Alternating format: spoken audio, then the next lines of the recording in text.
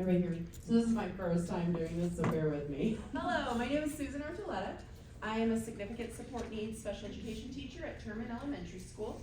It's my 4th year in the district, but I've been teaching for 23 years. I'm not a miracle worker and I'm not going to solve all your problems, but I do hope I can help shift your mindset.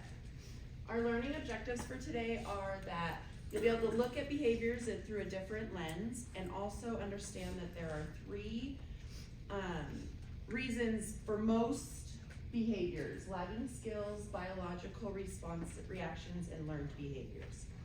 Take a second and reflect. Can you finish one of these sentences easier than the other? If a student is struggling academically, we can produce several ways to support them and even know why they are struggling academically.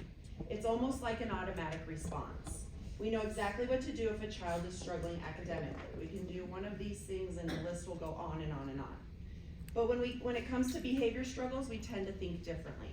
We think the students are lazy, or they're just doing it because they want to. Get them out of my room. This is where the mind shift needs to happen. When a child is not conforming to your classroom, stop, take a breath, and ask, what is the need? Before we can do anything with behaviors, we must identify the exact behavior that's causing the biggest impact. For example, a teacher might tell me they're just being really disruptive. Well, what does disruptive look like? What is happening to be disruptive? Once you figure out the specific behavior, now it's time to start asking questions. Asking the right questions takes as much skill as giving the right answers. There are 2 questions I want you to think about when dealing with behaviors. The first one is, what is driving the student's behavior? But before we can answer that question, we have to answer all these other questions first, such as, what's really going on here? How can I change my perspective? What in the environment might be triggering this behavior? The next question we want to think about is, how can I improve my relationship with the student in this very moment? You're probably wondering, why would I even ask that question? We all have biological responses that we have to feel safe. Part of how we feel safe is through positive, trusting relationships. We also all have a nervous system that is an automatic function, such as heart beating or breathing, for survival and stress responses. We have a built-in detection system that is constantly scanning our environment for safety and danger without our knowledge. There are 3 general responses: safe, mobilized, and immobilized. Our body does this without even thinking. It's an automatic response. Keep this in mind when you are looking at behaviors. Whether it's a learned response or a biological reaction, we have 2 choices: to react or respond. It's easy to react to behaviors. I do it all the time, even though I know I shouldn't. So reacting to a behavior, you might say, don't talk to me that way. Instead, you could say, it's okay to have a voice, but let's talk respectfully to each other. Or, you need to behave.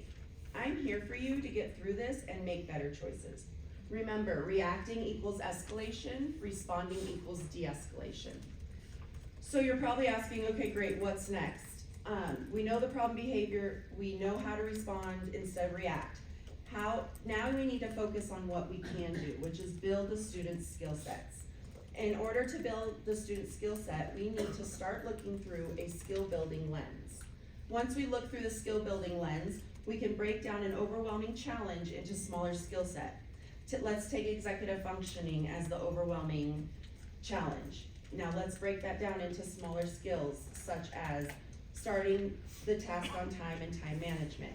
Reach out to your OT, PTs, and SLPs. They have great knowledge to help with these breaking down of skills.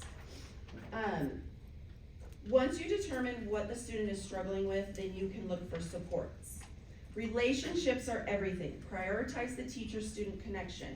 Keep the child in class and have a clear expectations and consequences with consistent follow-through.